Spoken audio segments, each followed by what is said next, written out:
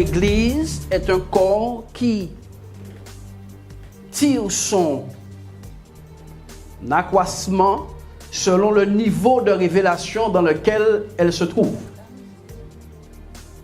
Vous ne pourrez jamais aller et évoluer plus haut que votre niveau de révélation. C'est de l'utopie de croire ça. Tu ne pourras jamais, à part les techniciens là, qui sait c'est quoi un diaphragme d'appareil photo? Levez la main. À part les techniciens qui connaissent. Vous voyez? À part les techniciens qui connaissent. Ok? Vous voyez? Très peu, voilà, pratiquement personne ne sait. Si tu sais ça sans qu'on te l'ait dit, si tu as reçu une révélation, je vais le dire à nouveau. Si tu sais quelque chose de caché sans qu'un humain te le dise, tu es entré dans le domaine de la révélation. Je vais le dire à nouveau. Si tu sais quelque chose de caché sans qu'un humain ne te l'ait dit, tu es entré dans le domaine de la révélation.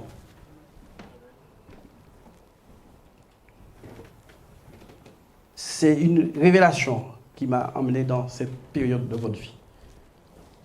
Madame. Donc, les choses de l'Église, ce sont des choses révélées. Scriptuelles, mais révélées. Et quand il n'y a pas de révélation, il n'y a pas de frein. La Bible nous dit que sans révélation, le peuple est sans frein. Donc, l'Église prend naissance dans une certaine forme et Jésus va poser une question. Qui dit-on que je suis? J'ai marché déjà depuis un certain nombre de temps avec vous et eux. Et quel rapport qu'il y a me concernant? Qui suis-je?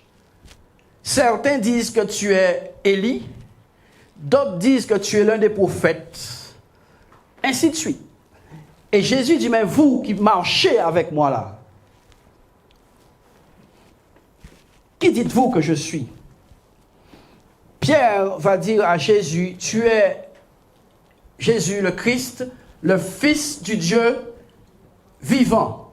Jésus va lui répondre, ce ne sont pas la chair et le sang qui t'ont révélé ceci, c'est mon Père qui est dans les cieux. Bon, donc comprenez qu'un humain, qu'un homme, dites avec moi, un homme, de la même nature que moi, de la même nature que nous, peut entendre Dieu exactement. Dis avec moi, et Dieu vient vers un homme de la même nature que moi et me parle et je comprends. Le Père, le Dieu qui est dans le ciel. C'est pour cela que on va briser tout de suite la vitre. Ah, Dieu est trop loin pour Dieu parler pour nous. Qui Jean-Michel a dit, Dieu m'a dit, Dieu m'a... Oh. La Bible s'appelle la parole de Dieu. Pourquoi Dieu, comment ça se fait que Dieu s'appelle la parole et les personnes qui reçoivent cette parole doivent faire la faculté pour comprendre ce livre? C'est pas la faculté. T'as pas besoin. Si Dieu a donné sa parole, il a mis à la portée des enfants. Donc ce que je vais vous dire là, ce sont des choses d'enfants, mais à la fois de grands, des choses d'aigle. Bon, tournez maintenant, vous pouvez aller à Apocalypse chapitre 1 toujours et au verset 9.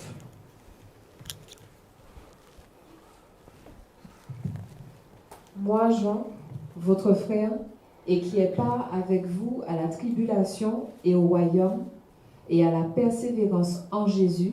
Amen. Moi, Jean, il faut lire la ponctuation. Moi, Jean, votre frère, qui est part à la tribulation, au royaume et à la persévérance en Jésus-Christ. J'étais dans l'île appelée Patmos à cause de la parole de Dieu et du témoignage de Jésus-Christ. Bien-aimé, Jean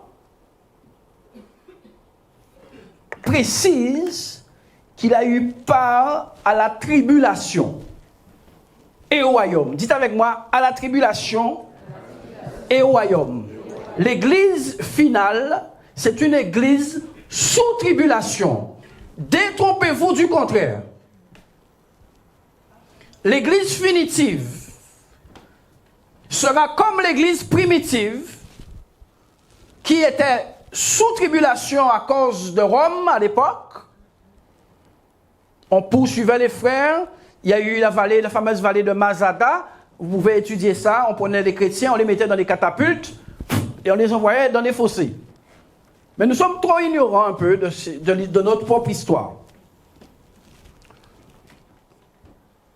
Donc l'église finitive, l'église finale, aura une pression que l'église que nous vivons aujourd'hui n'imagine même pas. Qui est par tribulation, par révélation, Jean est projeté jusqu'à cette période. Et voici ses propos. Moi, votre frère, qui est par aux tribulations. Qui est par aux tribulations. Une grande partie des serviteurs de Dieu ont reçu révélation en prison. Nous sommes les chrétiens modernes. Nous n'imaginons pas c'est quoi le christianisme. La majorité, l'apôtre Paul a écrit ses épîtres les plus percutants en prison. Et cela n'a rien retiré à son onction. Au contraire, la prison a favorisé la réception du message. Il semble que cette génération, la pression de la vie, lui fait perdre la notion du message. Mais écoutez bien ce que je vais vous dire. L'Apocalypse a été écrit par Jean, disciple de Jésus, qui avait une particularité. Il se couchait sur le sein du Seigneur. Il aimait le Seigneur. Il était très attaché au Seigneur. C'est à lui que Jésus a dit qu'il mettra sa main dans le plateau là. OK? Et Jean, à cause de ça, va être outre mesure persécuté. Il va être persécuté à un très haut niveau, au point qu'il va être déporté sur l'île de Patmos. Sur l'île de Patmos. Rechamayaso. Il va être déporté sur l'île de Patmos à cause de l'évangile. À cause de quoi? L'évangile. Donc l'évangile de la fin, c'est un évangile qui aura une même perspective. Des hommes et des femmes qui vont, à cause du message, être très persécutés. Très persécutés. Il faut 6 mois de calme. Bon, qu'est-ce que je vous ai dit? Dans ce monde, il ne reste que 6 mois de calme.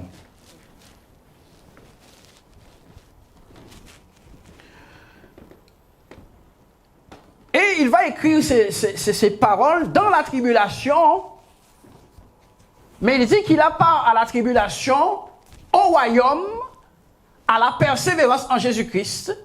J'étais sur lui de passion à cause de la parole de Dieu et du témoignage de Jésus-Christ. Donc c'est à cause, dites avec moi, à cause. Vous comprenez ça tout partout. Dieu va donner révélation à un homme qui va être exilé par volonté de Dieu. L'Église, c'est un peuple exilé par la volonté de Dieu. Le savez-vous? Le mot Église, le terme Église, signifie peuple appelé hors de. Dites ça, hors de. L'Église, c'est un peuple appelé hors de. Donc c'est un peuple à vocation d'exil. C'est un peuple à vocation d'être à part. C'est par vocation. Si l'Église ne se met pas à part par sa propre volonté, les temps finaux vont la mettre à part, malgré elle. Écoutez ce que je vous dis. Si l'Église ne se met pas à part par sa propre volonté d'elle-même, les temps qui arrivent vont la mettre à part de force, de gré ou de force. Elle n'aura même pas le choix d'être à part. Tu seras à part. Tu seras à part. Et si tu n'es pas à part, c'est que tu t'es aligné avec ce qui vient. Si tu es l'église et que tu n'es pas à part dans ces temps-là, je n'ai pas dit dans 20 ans. Si tu n'es pas à part, c'est que tu t'es aligné avec les temps présents. Tu te serais prostitué. Babylone, la grande prostituée. Le monde va arriver à un point où une proposition indécente va être faite à l'église. Ah oui, une proposition indécente va être faite à l'église. On ne vous combat plus, pourvu que vous buvez à la coupe de la grande prostituée. La grande prostituée, c'est cette coalition d'églises. La grande prostituée, c'est cette coalition d'églises qui vient sur le monde où on va arrêter d'embêter l'église pourvu qu'elle soit sous le pouvoir de l'État. Ce sera ça. On l'appelle la grande prostituée. Nous verrons cela dans les semaines, les jours à venir, puisque nous faisons tous les livres. Apocalypse chapitre 1 jusqu'à 22. Donc, Jean va subir ce qu'il doit subir en tant qu'Église. C'est pas anecdotique ce qui arrive à Jean. La mise à part est la partie essentielle du christianisme. C'est l'élément fondamental du christianisme. Peuple appelé hors de Église. Donc, encore une fois, si l'Église ne se met pas à part de son propre gré, les pressions qui viennent sur le monde la mettra à part. La marque de la bête est une mise à part de certains et une accommodation pour d'autres. Des gens vont prendre la marque pour être conformes à la population. Et d'autres ne vont pas prendre la marque pour rester église. Voici l'enjeu. Voici l'enjeu chrétien. Bon, donc la tribulation fait partie intégrale des plans de Dieu à la fin des temps. La fin du monde est marquée par un temps de tribulation majeure pour l'Église.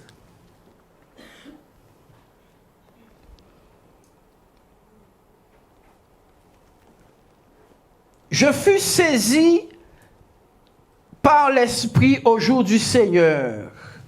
Je fus saisi par l'Esprit au jour du Seigneur. Verset suivant. Je fus saisi par l'Esprit au jour du Seigneur. Donc, frères et sœurs, j'aimerais que vous compreniez ma pensée ce matin.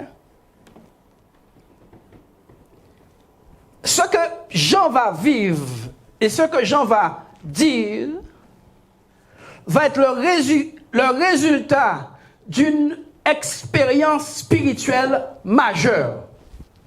Dites avec moi, expérience spirituelle majeure. Le domaine dans lequel l'Église est le plus faible, c'est dans le monde de l'esprit.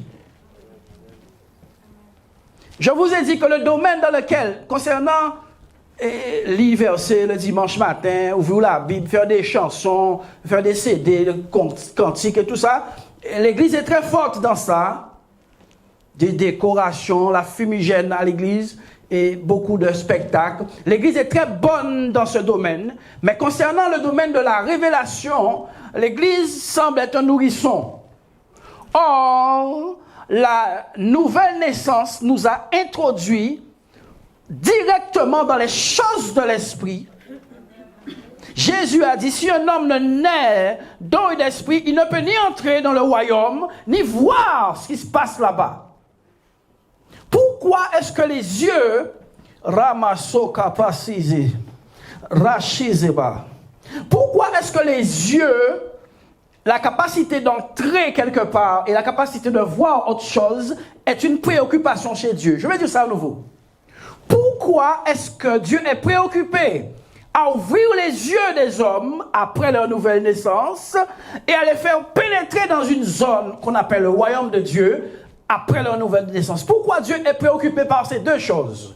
Premièrement, parce que quand l'homme a péché, la première chose qui s'est passée, c'est que ses yeux naturels se sont ouverts sur le monde naturel qui l'environnait et que ses yeux spirituels se sont fermés. Donc Dieu est préoccupé primitivement d'un retour à la normale dans la vie de ses enfants. Écoutez, c'est des paroles révélées. C'est pour cela qu'il y a beaucoup de fausses nouvelles naissances, parce que la majorité des chrétiens ne voient pas dans le monde de l'esprit. Ils ne voient pas, ils n'entrent pas parce qu'ils ont une sorte de fake nouvelle naissance. Fake nouvelle naissance. Quelque chose d'un peu falsifié. Dieu est préoccupé, dites avec moi, préoccupé, que les yeux spirituels de ses enfants soient ouverts, parce qu'ils ont été enfermés depuis la Genèse. Depuis la Genèse, l'homme a été privé d'une zone qu'on appelle Éden. Qui se rappelle? Dieu a mis 2 anges pour empêcher à l'homme d'entrer dans une zone. Ok? Et l'œil de l'homme spirituel s'est fermé et son œil naturel s'est ouvert. Donc l'homme a 2 problèmes. Il a un problème géographique. Dites avec moi, géographique. L'Esprit du Seigneur sur moi. L'homme a un problème géographique. Il se situe très mal géographiquement. Deuxièmement, il a un problème de déplacement à cause de ses yeux. Quand ces 2 choses sont touchées, quand tes yeux sont touchés, c'est ton mouvement qui est affecté. J'ai dit que quand tes yeux sont touchés, c'est ton mouvement qui est affecté. Donc, il y a une préoccupation criante chez Dieu d'ouvrir les yeux de l'homme. Parce que l'homme avait les yeux ouverts au départ. Dieu était très clair pour l'homme. Les choses de Dieu étaient très claires pour l'homme. Les choses de Dieu étaient très évidentes pour l'homme. La Bible dit qu'ils entendaient le Seigneur marcher dans le jardin. Ils parlaient le matin avec Dieu. C'était easy, c'était facile. C'était très facile. Parce que leur œil spirituel était ouvert sur Dieu. Mais quand ils ont péché, leur œil spirituel s'est fermé et leur œil naturel s'est ouvert. Oh, on est tout nus. On est tout nus. Depuis le temps que vous êtes nus, Adam et Ève, depuis le temps que vous êtes nus, c'est maintenant que vous voyez ça. Qu'est-ce qui s'est passé? Leur œil naturel s'est ouvert, qui fait qu'aujourd'hui, tout ce qui est né d'hommes et de femmes, naît avec l'œil naturel ouvert et l'œil spirituel fermé. On est choqué de voir des prophètes de ce gabarit dans le monde en ce moment. On est choqué, dit, mais comment un homme qui voit tout, comment un homme fait pour voir autant de choses? Mais bien aimé, il ne le voit même pas encore par rapport aux attentes de Dieu.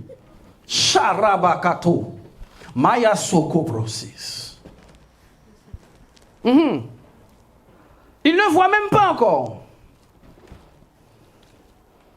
Donc, Jean va être sous cette pression par la volonté de Dieu. Et immédiatement, cette pression est très favorable à l'acquisition et à la réception du Saint-Esprit.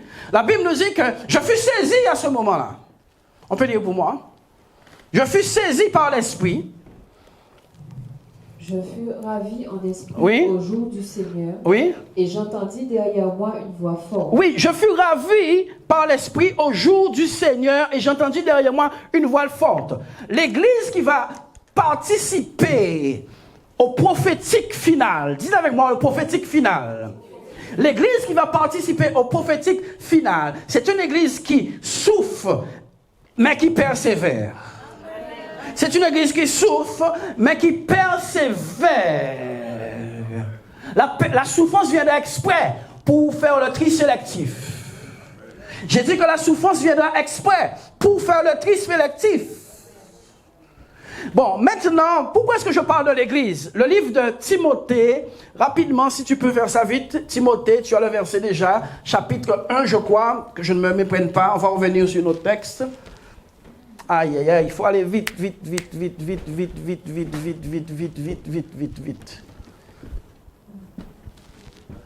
Timothée, chapitre 3 et le verset 15. 1 Timothée, chapitre 3 et le verset 15 déclare quoi? Mais afin que tu saches, si je tarde, comment il faut se conduire dans la maison de Dieu, qui est l'église de Dieu vivant, la colonne et l'appui de la vérité. Donc l'église est quoi? La colonne et l'appui de la vérité. L'église est quoi? Elle est la colonne et l'appui de la vérité. L'église est quoi? Elle est la colonne et l'appui de la vérité. Donc ce n'est pas ce que je vais chercher sur les réseaux sociaux qui est la vérité. Si tu ne sais pas que c'est toi la vérité, tu vas la chercher toute ta vie. J'ai dit que si tu ne sais pas que c'est toi la vérité en tant qu'église, tu vas la chercher toute ta vie. Et c'est bien là la séduction. C'est bien d'où vient la séduction, où les chrétiens ne savent même pas leur identité, qu'ils la cherchent sur les réseaux sociaux. Ils ne connaissent même pas leur identité. C'est pour cela que beaucoup de chrétiens qui se sont convertis il y a 20 ans vont se convertir ces jours-ci. Je vous ai dit que beaucoup qui se sont convertis il y a 20 ans, ils vont se convertir ces jours-ci.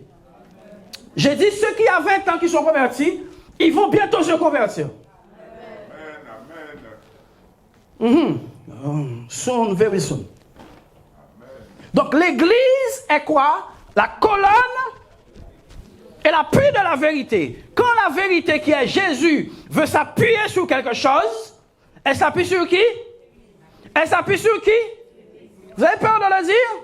Sur l'église, quand Jésus qui est la vérité veut s'appuyer sur quelque chose, il s'appuie sur l'église. L'église qui est la colonne et l'appui de la vérité. Quand on veut bâtir une maison dans la vérité, on la bâtit selon le modèle de... Vous avez peur de le dire, de l'église. Donc, si ta vérité est un mensonge,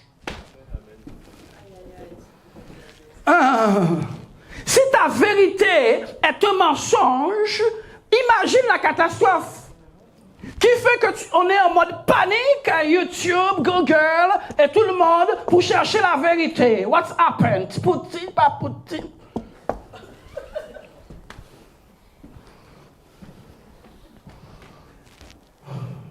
Voici l'état de l'église aujourd'hui. Gauche ou droite? Tout à l'heure, tu seras à midi et demi là, tu vois ça.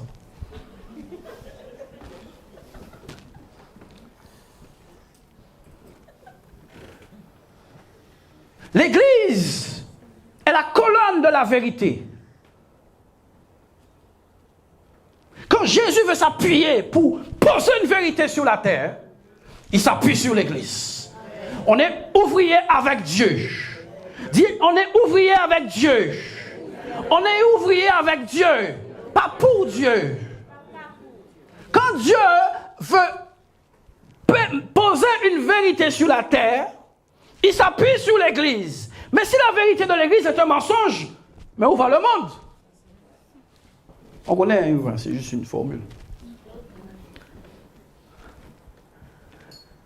Mais oui, chrétiens, c'est pour cela que nous avons besoin d'être des hommes avertis, marasorebregezés. Voici ce que le Saint-Esprit m'a dit. Tu vois l'interprétation, t'inquiète. Voici ce que le Saint-Esprit m'a dit. Le Seigneur m'a dit, nous devrions être revêtus de Christ.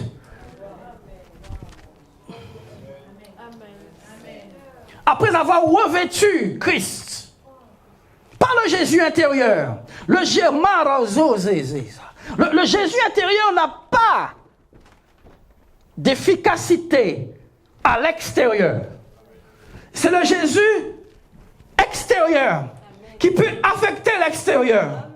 Il a dit, après avoir revêtu l'homme nouveau, je prie qu'au nom de Jésus-Christ, que ces gens qui me regardent, que cette église soit une église revêtue de Jésus extérieur.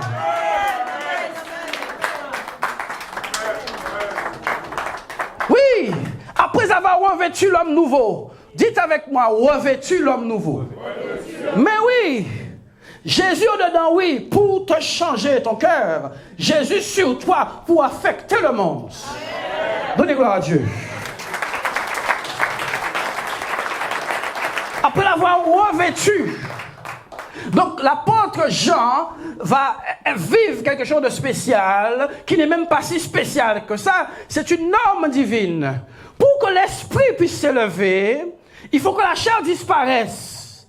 J'ai dit que pour que l'esprit puisse s'élever, il faut que la chair disparaisse. D'où la persécution. D'où le jeûne.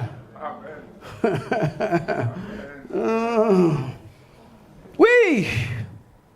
Dieu n'a pas pu donner cette révélation pendant que Jean était sur Internet. Il fallait l'isoler sur une île, Patmos. C'est soit tu dis comment fait bon Dieu à Patmos, ou soit tu dis Dieu à nous deux maintenant. Qui a compris ce que je vais dire? Oui. Jean va être exilé sur Patmos. Soit il a crié, mais quand on fait mon Dieu, moi je au culte le dimanche. Loué soit l'Éternel, béni soit l'Éternel. Si t'es mort, moi bon Dieu, quand on fait, moi trouve mon Patmos. Dis avec moi, bienvenue à Patmos. Oui, Patmos, c'est le lieu de la chambre pas haute, le lieu secret, la mise à part. Beyond the house, c'est 14. C'est la mise à part. Patmos, c'est l'endroit où tout le monde devait se trouver depuis longtemps pour recevoir grandes révélations et larges de Seigneur. Mais je vous ai dit, quand les choses n'arrivent pas naturellement, elles arrivent par la force. Patmos va être l'endroit où Dieu va déverser dans le cœur d'un homme qui aime sans condition. Dites avec moi, sans condition.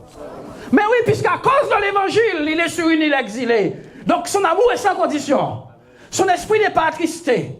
Son esprit est ouvert à Dieu. Son esprit est prêt pour Dieu. Et quel que soit Patmos ou la grande ville de Capernaum, il reste Seigneur dans le cœur de Jean. Jean est prêt et ouvert à la révélation. Aucune distraction, aucune agitation ne vienne troubler sa communion avec Dieu. Merci Seigneur pour Patmos. Charaba. Zome Kato Sakadiabaz. Merci Seigneur pour Patmos. Donc l'église, qui est cette colonne de vérité, doit avoir un lien intime, dites avec moi intime, avec ce véritable, ce Jésus-là. Il a dit, je suis le chemin, la vérité et la vie. Je suis le chemin. Qu'est-ce qu'on fait? Quelle route qu'on prend? Voici que le monde part dans tous les sens. Quelle route qu'on prend? Jésus a dit, je suis le chemin, la vérité et la vie. Mais qui est-ce qu'on vote pour qui? Pour lui ou pour elle? Jésus a dit, je suis le chemin, la vérité et la vie. Suivez le Seigneur.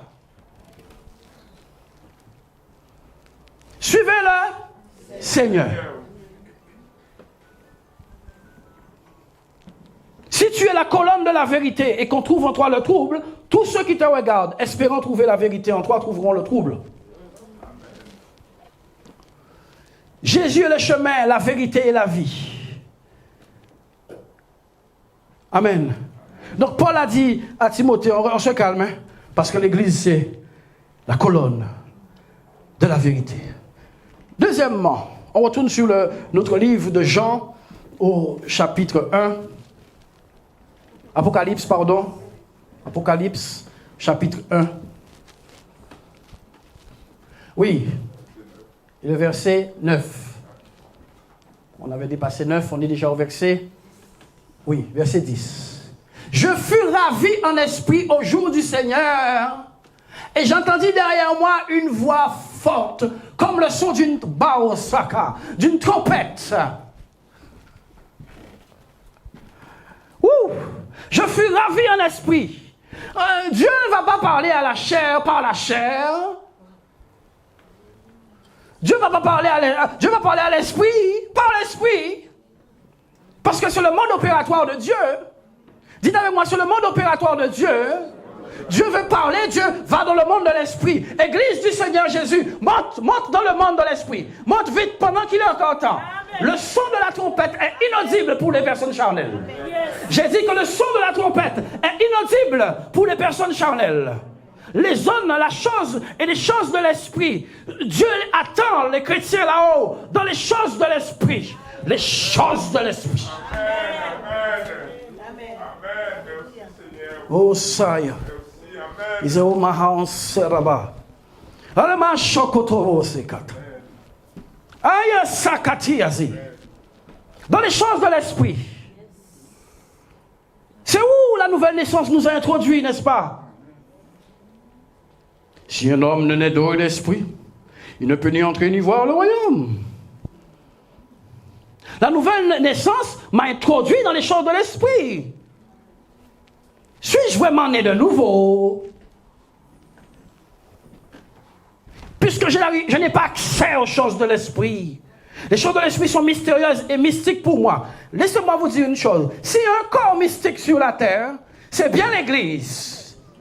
Il parle de mysticisme dans l'Église. Je vous dis, s'il y a un corps mystique dans le monde, c'est bien l'Église. Bientôt, vous allez voler dans le ciel. Vous n'êtes pas mystique. Les volants guadeloupéens, là, souriez à côté de vous. Je vous ai dit, les bestioles, les dames ou hommes qui volent dans les pieds fromagés, là, ils ne sont rien par rapport à l'Église. Il y a un chrétien qui est debout ici et qui voit ce qui se passe là-bas.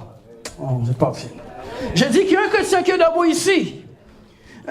Les gars des affaires ont un problème avec les chrétiens. Il y a un chrétien qui est debout ici et qui voit ce qui se passe là-bas. Il y a un chrétien qui est debout ici et qui voit ce qui vient demain. Il y a un chrétien qui est debout ici et qui voit ce qui s'est passé hier. De la race des prophètes. Car l'esprit de Christ, c'est l'esprit de la prophétie. L'esprit de Christ, c'est l'esprit de la prophétie. Apocalypse chapitre 19. L'esprit de Christ est l'esprit de la prophétie. La capacité de voir hier, aujourd'hui et demain appartient à l'Église. C'est l'héritage de l'Église. C'est l'héritage de l'Église. Nous voyons à nouveau. Nous voyons à nouveau. Nous voyons à nouveau. Nous voyons à nouveau. Donnez gloire à Dieu. Nous voyons à nouveau.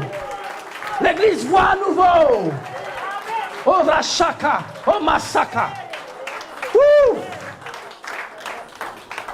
L'Église voit à nouveau. Qu'est-ce que c'est que ces pasteurs qui voient et qui donnent le pronom, le nom, la carte bancaire des gens? Qu'est-ce que c'est que ça? L'Église voit à nouveau. Yosama.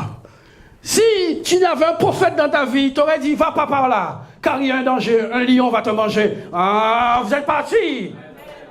Si tu avais un prophète dans ta vie, il t'aurait prévenu qu'il y a un lion par là qui va te manger. Mais comme il n'y en a pas, toutes choses arrivent, il n'y a pas de frein.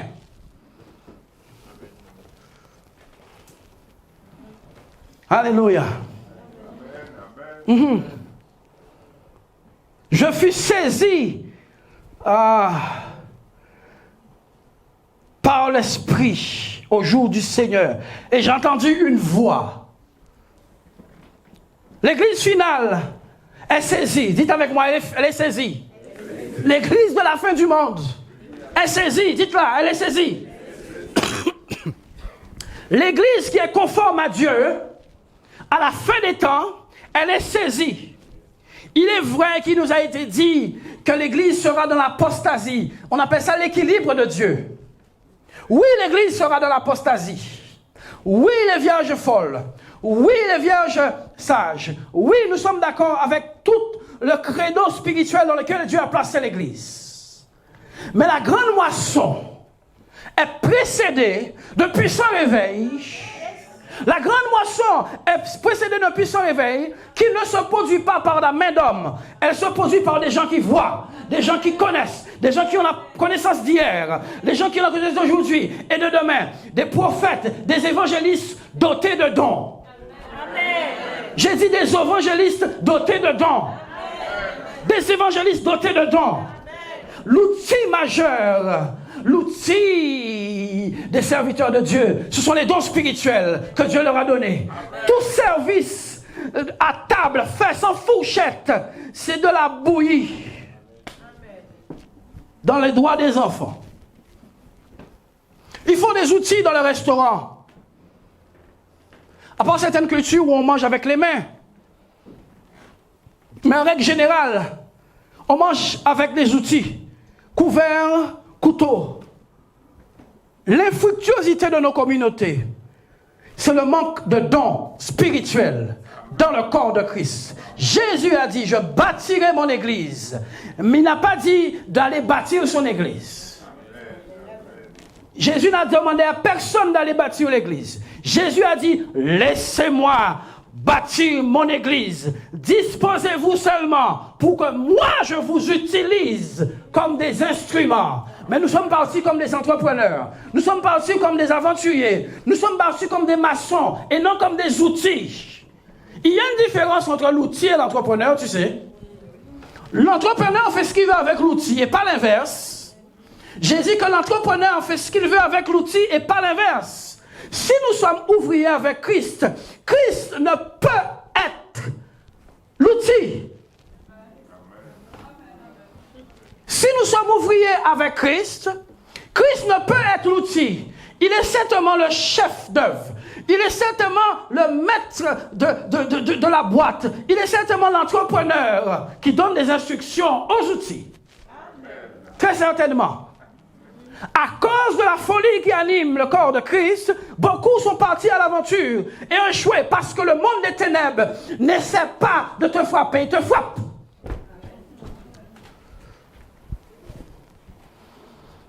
Les ténèbres n'essaient pas de frapper. Il frappe, boum, et quand tu es touché, c'est pour la mort. Aucun démon n'attaque aucune personne pour essayer de le blesser, pas vrai? Alléluia. Donc, finalement, Dieu va permettre dans cette période finale que certains soient très isolés pour l'esprit. J'ai entendu une voix comme celle d'une trompette. Bien-aimés, écoutez-moi. La trompette dans la Bible est la symbolique du prophète. J'ai dit que les trompettes dans la Bible sont la symbolique des prophètes. Même si le monde ne levait pas, une multitude innombrable de prophètes vont se lever dans le monde. Des prophètes de Dieu. Même si l'Église même ne le veut pas.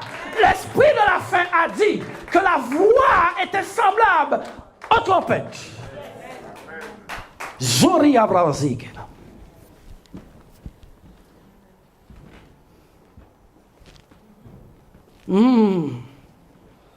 Trompette.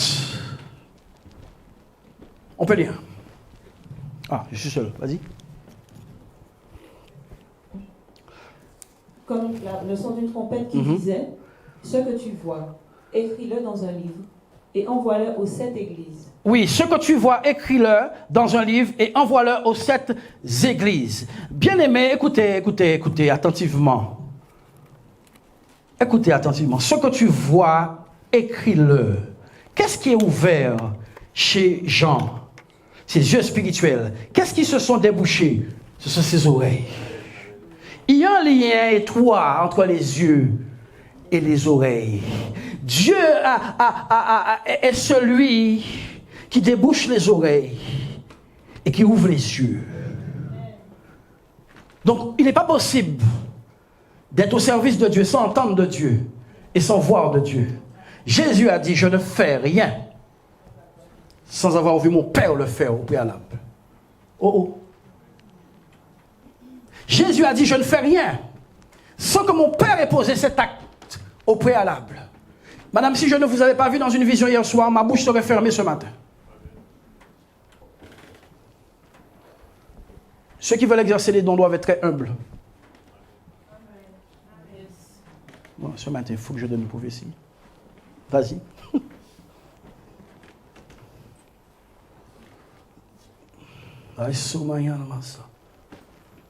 Donc, une lettre, un mot va être écrit parce que l'homme a vu. J'ai dit qu'un mot va être écrit parce que cette personne a vu. Ce que tu vois, écris-le. Vous qui rêvez là, écrivez. Je vous ai dit, vous qui rêvez, écrivez. Je vous ai dit, j'ai vu toute espèce de révélation. J'ai fait le fainéant sur le lit, j'ai rien écrit. J'étais conscient, tout était écrit devant moi. J'étais dormir.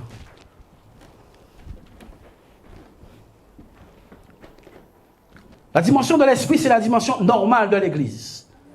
La dimension de la chair, c'est la dimension anormale de l'Église. J'ai entendu une dame dire sur une radio que je ne vais pas citer. Oui, nous avons étudié avec les archevêques, et nous avons vu qu'en fait, dans la liturgie, Jésus a mal fait de dire à la dame, aux gens qui étaient dans les noces, qui n'étaient pas habillés, de entrer chez eux. C'est une preuve un peu de méchanceté de Dieu. J'ai entendu ça. Mais regardez, quelqu'un vient mal habillé dans votre mariage, vous la chassez? Voici ce que la dame dit, avec son compatriote prêtre. Donc quand il n'y a pas de révélation, tout est permis. J'ai entendu ça, j'écoutais, j'étais branché. J'ai écouté 101.8. J'ai dit, une grosse conférence internationale, hein? Oui, il y a un petit peu de dureté dans le Seigneur, admettez-le. Et tu entends quoi, amen au fond? Un évangile diabolique, ouais.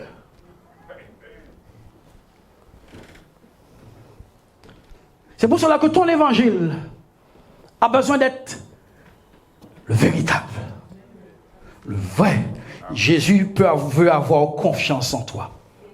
L'appui de la vérité.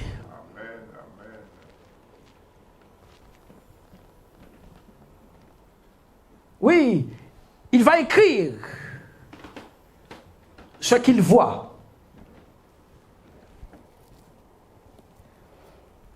Allons au verset 7, au verset 12, pardon. Je me retournai pour connaître quelle était la voix qui me parlait. Et, après m'être retourné, je vis 7 chandeliers d'or. Oui, je me retournai pour voir quelle est cette voix qui me parlait. Je me suis retourné pour voir ce qui me parlait. Ce que tu entends, si ça la chose ne te fait pas faire demi-tour, tes yeux ne s'ouvrent pas. Bon, je vais dire ça à nouveau. Je te dis que ce que tu entends, si la chose ne te fait pas faire demi-tour, on ne t'ouvre pas les yeux. Le message de l'évangile doit te faire demi-tour. Et c'est parce que tu fais demi-tour que tu vois. Moïse, la Bible dit que Dieu a mis un buisson sur la montagne, n'est-ce pas? Un buisson, ça? Sur la montagne. Et Moïse vit briller l'élément.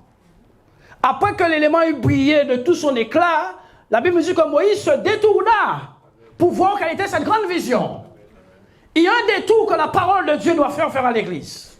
J'ai dit qu'il y a un détour que la parole de Dieu est sur le point de faire à l'église.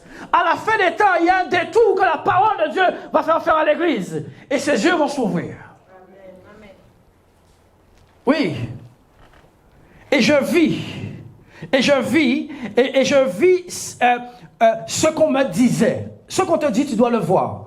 C'est comme ça que tu parles à ton ami. Tu vois ce que je veux te dire? Ah, vous êtes parti.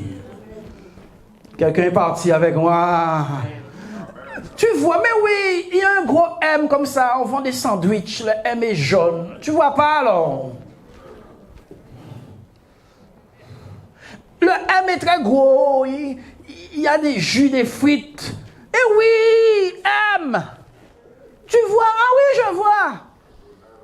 Ah, merci. Tu vois? Donc pour voir, il faut entendre d'abord. Quelqu'un n'a pas dit Amen. Dans les choses de Dieu, pour voir, il faut d'abord entendre. Entendre quoi? La parole. Si tu n'es pas prêt pour la parole, ne sois pas prêt à voir. J'ai dit que si tu n'es pas prêt pour la parole, ne sois pas prêt à voir. Non plus. Tout ce que tu envoies à un enfant posé comme acte, c'est des actions qu'il va faire par rapport à ce qu'il aura perçu, entendu de toi. Mais c'est avec ses yeux qu'il va poser l'action. Quelqu'un n'a pas compris? Tu vas envoyer un enfant, achète-moi du sucre, achète-moi du pain. Tu lui donnes une information. Et cette information descend dans son système et ça a un effet direct sur ses yeux. Les yeux de l'Église sont fermés.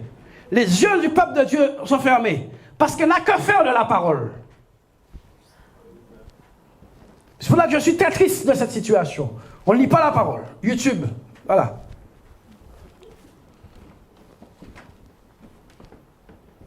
Tout ce qu'on veut savoir, YouTube. Je n'ai pas dit que YouTube n'est pas bon. J'écoute YouTube, j'écoute les prédicateurs. Mais tu n'es pas chargé de la parole. Au commencement était la parole était Dieu.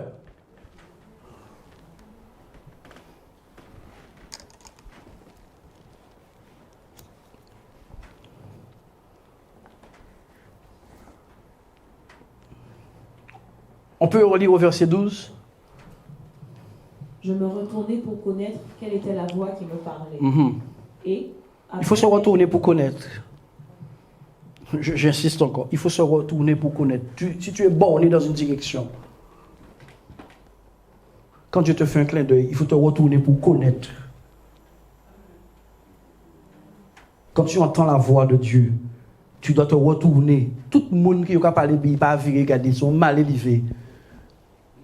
En administration en Guadeloupe. Désolé pour les administrés.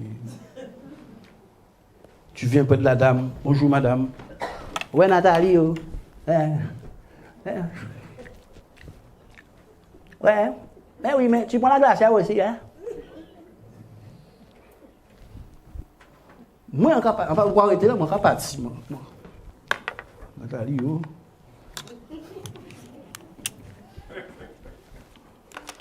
Dès que quelqu'un te parle et que tu ne te tournes pas pour l'écouter, tu le méprises. C'est une forme de mépris, c'est une forme de désintéressement. Je me détournais pour voir la voix. Amen. De ceux qui veulent être spirituellement élevés, ce sont des bases, ce sont les bases. La parole me détourne de mes voies. Et là, comme mes voix sont détournées par la parole de par sa nature m'introduit dans les choses de l'esprit. Car la parole de Dieu est esprit. Je vais le dire à nouveau. Je me détourne de mes voix par la parole. Et comme la parole est spirituelle, Jésus a dit ses paroles sont esprit et vie. De par sa nature, cette parole, elle me dirige dans les choses de l'esprit, automatiquement. De par sa nature. Puisqu'elle est spirituelle. Mais si je ne me détourne pas de mes voix pour m'aligner à la parole de Dieu, toute tentative de spiritualité devient du diabolitisme. Vous croyez séduit par vous-même?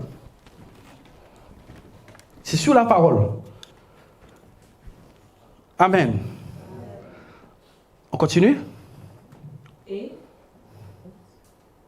au milieu des 7 chandeliers, quelqu'un qui ressemblait à un fils d'homme, vêtu d'une longue robe, et ayant une ceinture d'or sur la poitrine. Oui.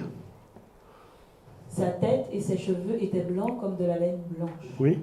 Comme de la neige, ses yeux étaient comme une flamme de feu. Oui, l'apôtre Jean va avoir une vision glorieuse, et il va voir le Seigneur avec une ceinture. Et comprenons véritablement la symbolique spirituelle. Nous comprenons évidemment qu'il s'agit de Jésus. La Bible nous dit que nous devrions porter à nos reins la ceinture de la vérité. La quoi? Dans le livre d'Éphésiens chapitre 6, vous pouvez lire ça chez vous. Nous devons porter à nos reins la ceinture de la vérité. Il va voir le Seigneur dans une forme hautement symbolique pour l'Église.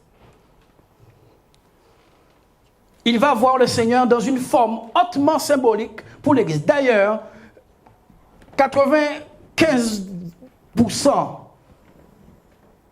du livre de l'Apocalypse, c'est un livre symbolique, avec des métaphores, des formes, des typifications. Et si tu n'es pas quelqu'un assis dans la parole, tu racontes n'importe quoi dans l'interprétation du livre. Donc Jésus apparaît tel qu'il est. Dites avec moi, tel qu'il est. Comment est-ce qu'il est? Il a une ceinture attachée sur sa poitrine, Sa tête et ses cheveux étaient blancs comme de la laine blanche. Comme de la laine blanche. Comme quoi? La laine, c'est quoi? C'est l'agneau. Ok, vous comprenez? Comme de la laine blanche, ok? Comme de la neige. Maintenant, c'est la dimension du péché qui est réglée. Quand nous voyons la blancheur dans la neige, dans la Bible nous dit que si nos péchés sont noirs, il les rendra blancs comme la neige. Cette typification est sur la tête de Jésus. Il a dit qu'il mettra en oubli la purification de nos anciens. Oh, quelqu'un est parti. C'est ce qui est symbolisé là. C'est l'oubli, la tête blanche. C'est l'oubli et la purification de nos péchés passés. Vous comprenez? Ok, c'est de la typification que je fais avec vous là. Vous expliquez ça. Donc, il mettra en oubli, il jettera dans la mer des oublis nos péchés passés. Sa tête comme de la neige, ok, et blanc comme de la neige et comme de la laine. Ok. Donc, il faut vraiment comprendre que l'œuvre sacrificielle de Christ est encore typifiée ici au travers de l'aspect qui ressemblait à de la laine. Cet aspect qui ressemblait à de la laine. Bon, maintenant quand nous allons dans le tabernacle, il y a une des nappes qui était en laine et qui avait été plongée dans une substance qui ressemblait gravement à du sang. C'est la couleur pourpre. D'accord? C'était le tapis de couleur pourpre qui représentait Jésus sacrifié pour les péchés. Mais vous comprenez-vous? Nous voyons ça dans le tabernacle. Pendant le séminaire, enfin la période où nous parlerons de tout l'Apocalypse, nous ferons aussi le séminaire sur le tabernacle avec toutes les images, et, voilà, pour que vous puissiez mieux comprendre ces choses-là. Bon, maintenant, ce qui apparaît devant Jean n'est pas juste des images, ce sont des informations. Des informations sur la condition de notre Seigneur vis-à-vis de nous et vis-à-vis de lui-même. On continue. Ses pieds étaient semblables à de l'airain ardent. Oui, on avait cloué ses pieds. On avait cloué ses pieds. Il y avait le feu dans les pieds. Êtes-vous avec moi? On avait cloué ses pieds et ses pieds avaient l'aspect de quoi? De l'airain. On continue? Comme s'ils eussent été embrasés dans une fournaise. Oui, quelle fournaise par laquelle Jésus est passé? Dites-moi. Quelle est la fournaise par laquelle Jésus est passé? La croix, chrétien. Mon Dieu, mon Dieu, mon Dieu, peuple de Dieu. Par quelle fournaise Jésus est passé? La croix, la mort, la croix. C'est la fournaise de Jésus. C'est la fournaise du Seigneur. Ses pieds sont passés par une fournaise. Quelle est cette fournaise? Les clous. Tout ce sang qui a coulé. Donc, on n'est plus dans... Non. La Bible nous dit que les marques et le manteau que Jésus porte est imbibé de sang. Apocalypse 19. Le manteau que Jésus porte sur lui dans le ciel est imbibé de sang. C'est pas moi qui ai écrit la Bible. Hein? On n'a même pas pris le temps de laver l'élément pour servir de témoignage. Donc, il ne faut pas prendre en rigolade la croix.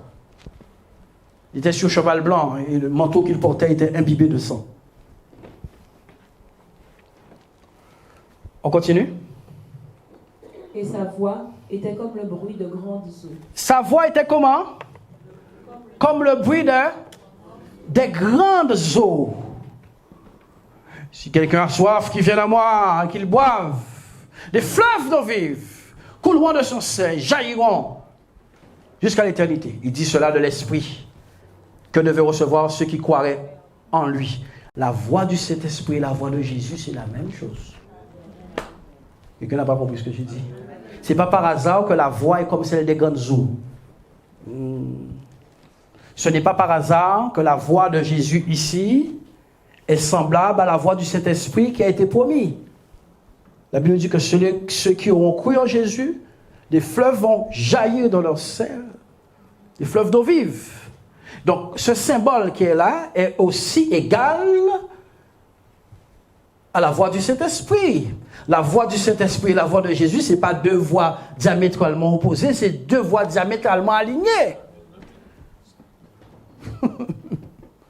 C'est deux voix alignées. C'est pour cela qu'il n'a pas pu entendre autre chose que des grandes eaux. Il n'a pas pu entendre autre chose. Continuons un petit peu. Il avait dans sa main droite 7 étoiles. Oui, et les choses deviennent intéressantes. Il avait dans sa main droite 7 étoiles. De sa bouche sortait une épée aiguë à 2 tranchants. Et son visage était comme le soleil lorsqu'il brille dans sa force. Oui. Quand je le vis, je tombais à ses pieds. Oui. Il y a quelque chose d'étrange dans nos mouvements charismatiques quand même. Jésus vient dans toute sa gloire, hein? Mais on reste très conscient. La gloire du Seigneur est là et tout le monde est très conscient.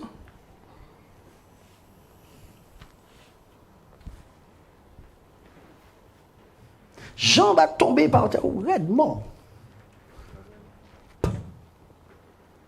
Tu vois Dieu en face et... Oh. Ésaïe chapitre 6, l'année de la mort du roi Osias. Je vis le Seigneur assis sur un trône très élevé et les pans de sa robe remplissaient le temple. Je me retournais pour voir, pareil, hein? Et je tombais raide mort par terre quand j'ai vu le Seigneur dans sa gloire. Alléluia. Donc il y a une gloire insupportable en Dieu. Dites-le avec moi, une gloire insupportable. Dis avec moi, il y a une gloire, Rachama, Masori Rabazi, Asakato. Dites avec moi, il y a une gloire insupportable en Dieu.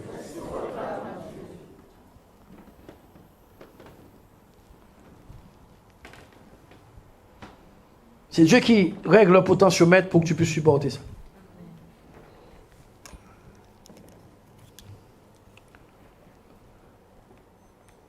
Quand je le vis, je tombais à ses pieds comme mort. Il posa sur moi sa main droite en disant « Ne crains point, la démarche du Seigneur n'a pas changé. Rappelez-vous Marie et Joseph, quand il y a visitation angélique majeure, quand il y a théophanie divine, il y a paix installée parce que la gloire n'est pas supportable. C'est pour cela que les instructions que vous donne le Seigneur, si elles sont du Seigneur, elles amènent la paix. Et quand il n'y a pas de paix, il n'y a pas de Dieu. Dieu savait pertinemment que Joseph n'accepterait pas cette condition que sa femme est enceinte. Dieu a dit, que la paix soit avec toi, Marie. La paix. Quand il y a Dieu, il y a paix. Quand l'instruction est de trop haut niveau, Dieu met la paix. Quand la manifestation est de trop haut niveau, il y a la main de Dieu qui vient calmer le cœur de l'homme. Oui. Autrement, personne ne pourrait supporter. Et ici, nous voyons que le Seigneur avait dans la main, quand je le vis, je tombais à ses pieds, comme mort, il posa sur moi sa main droite en disant, ne crains point, je suis le premier et le dernier, verset suivant. Et le vivant, j'étais mort, et voici je vis, je suis vivant, au siècle des siècles, je tiens les clés de la mort et du séjour des morts. À Jean a été donné les clés du royaume des cieux. Je te donnerai les clés du royaume des cieux. Il a dit à Jean, je te donnerai les clés du royaume des cieux. Ce que tu vas lier sera lié, ce que tu vas délier sera délié. Mais la mort et le séjour des morts, Jean n'a pas d'autorité sur ça. C'est Jésus qui tient les clés de la mort et du séjour des morts. Ces choses ont des clés qui fait que seul celui qui possède les clés peut te donner accès à la mort et te faire sortir de la mort. Il a dit accès à la mort. Mais oui, personne ne meurt sans que Dieu est d'accord avec ça. Ou bien mort. Essaye, tu vas voir. Il a les clés de la mort et du séjour des morts. Pourquoi est-ce que c'est cette affaire-là qui est surveillée? Pourquoi? Expliquez-moi. Pourquoi Jésus apparaît avec les clés de la mort? Mais bien aimé, lorsque nous avons péché, nous sommes tous morts. Quand nous avons péché, nous sommes tous morts. Et il nous a ramenés à la vie par son Fils. Donc pour le Seigneur, l'essentiel, c'est est-ce que tu es de ceux qui participent à la résurrection? La mort est entrée dans le monde par un homme, nous dit la Bible. Et la vie est entrée aussi par un seul homme, par Jésus. Donc il nous faut comprendre que nous ramener à la vie, c'est une préoccupation majeure du Seigneur. Je vous ai dit que pour le Seigneur, nous ramener à la vie et nous faire échapper de la mort, c'est une préoccupation majeure. Pendant que nous courons après nos Ferrari là,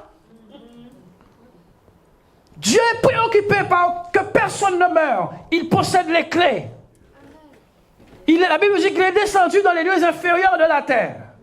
Arracher les clés du séjour des morts entre les mains du diable. C'est lui qui tenait les gens captifs. Il amène dans le pouvoir. Alléluia. La mort et le séjour des morts. Je suis vivant au siècle des siècles. Je tiens les clés de la mort et du séjour des morts. Verset suivant.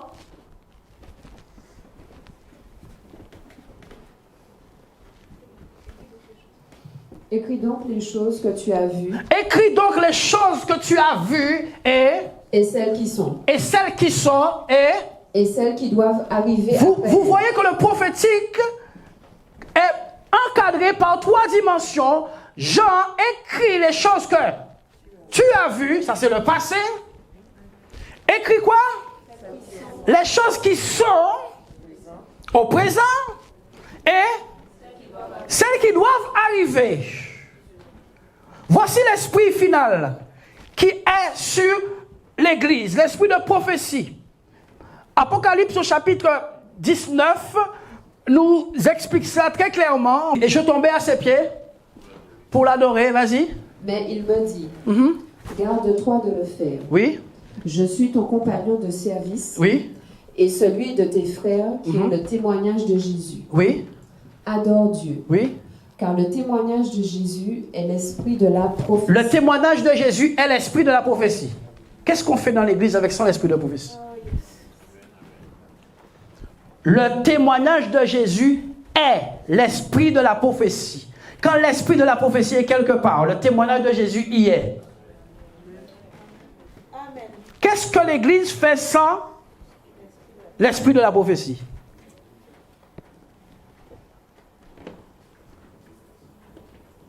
Adore Dieu, car le témoignage de Jésus est, le verbe être, l'esprit de la prophétie. C'est pour cela qu'à la fin des temps, le prophétique est en train d'exploser dans le monde, parce que c'est le dernier niveau, il n'y a pas plus. Il n'y a pas plus. Adore Dieu, car le témoignage de Jésus est l'esprit de la prophétie. L'église finale, qui est dans cette fin du monde, a l'esprit de la prophétie avec elle, à l'exemple de ce que nous venons de lire.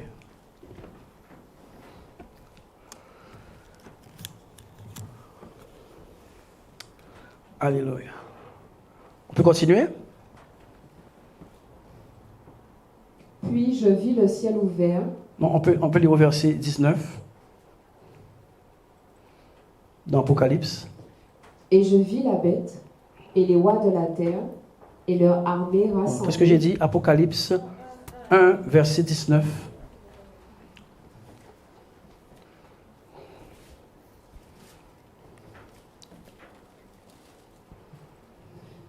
Écris donc les choses que tu as vues et celles qui sont et celles qui doivent arriver après elles. Écris donc les choses qui sont, les choses que tu as vues et les choses qui doivent arriver après elles. Verset suivant. Le mystère des 7 étoiles que tu as vues dans ma main droite et des 7 chandeliers d'or. Les 7 étoiles sont les anges des 7 églises. Les 7 étoiles sont quoi? Les anges des 7 églises.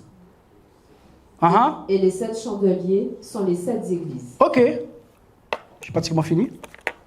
Les 7 étoiles sont quoi? Sont les anges des églises. Et les 7 églises sont quoi? Chandeliers. Bon, alors, bien aimé, même si nous sommes dans nos affaires, Dieu reste dans ses affaires. Hein? D'accord? Quand tu ne lis pas la Bible, tu es troublé par toute espèce de prédication. Quand tu ne lis pas, quand tu ne connais pas la parole de Dieu. Quand tu ne connais pas la parole de Dieu, tu crois en tout et en n'importe quoi. Les 7 chandeliers sont quoi? Les 7 églises.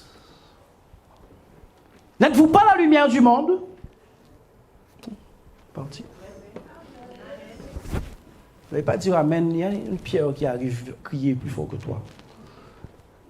N'êtes-vous pas les 7 églises? N'êtes-vous pas la lumière du monde?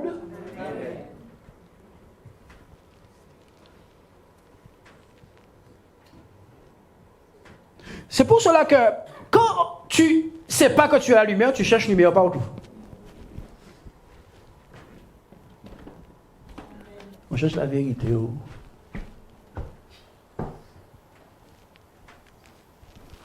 Voici le problème.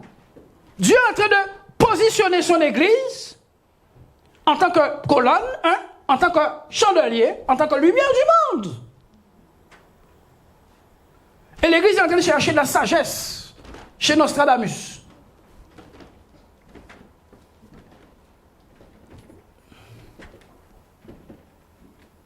Donc, regardez la position finale. L'église est en or massif. Mon esprit veut aller dans des choses là, mais on n'en parle pas le temps. L'église, le chandelier qui était dans le tabernacle était en or massif.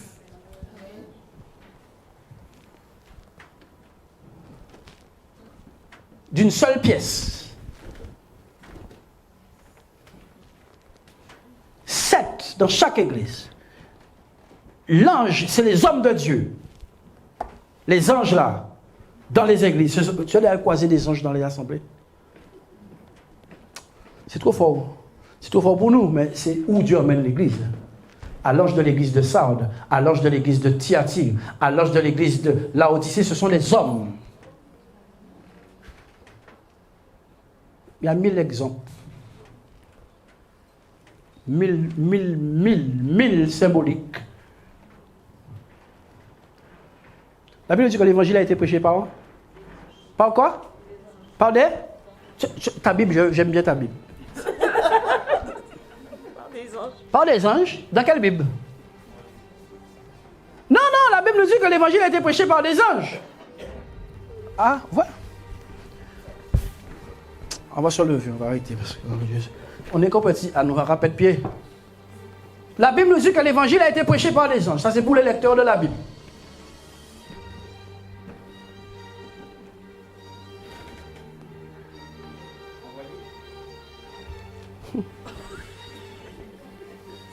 Dieu nous a fait peu inférieur à quoi? À quoi? Bon, on s'arrête là. Dieu nous a fait peu inférieur à quoi? Vous ne savez pas qui vous êtes, je vous ai dit. Je dis que vous ne savez pas qui vous êtes. Aucun message n'aurait touché aucune nation si les gens qui étaient investi de choses d'homme.